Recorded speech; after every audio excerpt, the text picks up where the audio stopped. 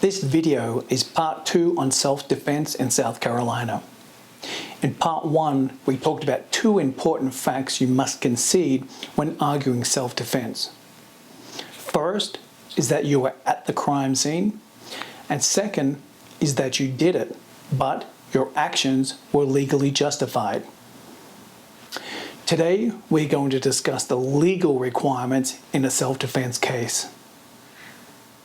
Hi, my name's Dale Savage, and I'm a criminal defense attorney here in Charleston, South Carolina. When it comes to self-defense, once you understand the purpose of the law, then how it is applied makes a lot more sense. Essentially, its purpose is this. Self-defense allows law-abiding citizens to protect themselves from attackers. And in South Carolina, there are 3 elements you must show to establish self-defense. First is that you are without fault in bringing on the difficulty. Second, you were in actual imminent danger of losing your life or sustaining serious bodily injury, or you believed you were in imminent danger. And lastly, you had no other probable means of avoiding the danger. So let's talk about these elements, why they are important, and how they are connected in your defense. The very first legal requirement in arguing self-defense is that you were without fault in bringing on the difficulty. If we think back to the purpose of the law, one of those requirements is that it applies to law-abiding citizens.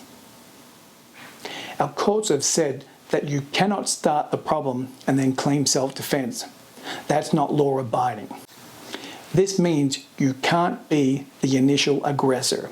If you are, then you don't have self-defense. Unless you withdraw in good faith and communicate your withdrawal to the other person by words or action. The court is telling us that if you started the problem, then to be entitled to self-defense, you must not only stop being the initial aggressor, but you must take the additional step of communicating your withdrawal with words or action. You can't assume the other person knows you have stopped. What about situations where you both go at it at the same time? There is no initial aggressor. This is called mutual combat. And because you are equally at fault in bringing on the harm, no self-defense. If you can establish that you were without fault in bringing on the harm, then we move on to the second element, imminent danger. Imminent danger requires that you were in actual danger of losing your life or sustaining serious bodily injury, or believed you were.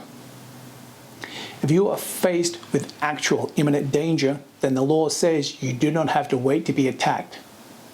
Self-defense means that it is lawful for a law-abiding citizen to defend themselves in this situation. Does it change if you were not in actual danger but believed you were? No, the same principles apply, but in those cases, to be entitled to self-defense, your belief must be reasonable.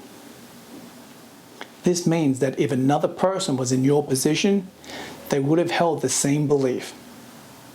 If they would not hold the same belief as you, you lose your right to self-defense. And lastly, is there a duty to retreat? This depends on where you are and the facts. Our courts have said there is no duty to retreat if you are in your home or in a place where doing so would increase your danger of being killed or seriously hurt. So, when is there a duty to retreat? When the apparent danger to your life or body is over. If the attacker is disabled or disarmed and poses no further threat to you, you cannot continue to attack out of anger or vengeance. That's not law-abiding. As you can see, self-defense cases can be complicated, and each case must be carefully evaluated.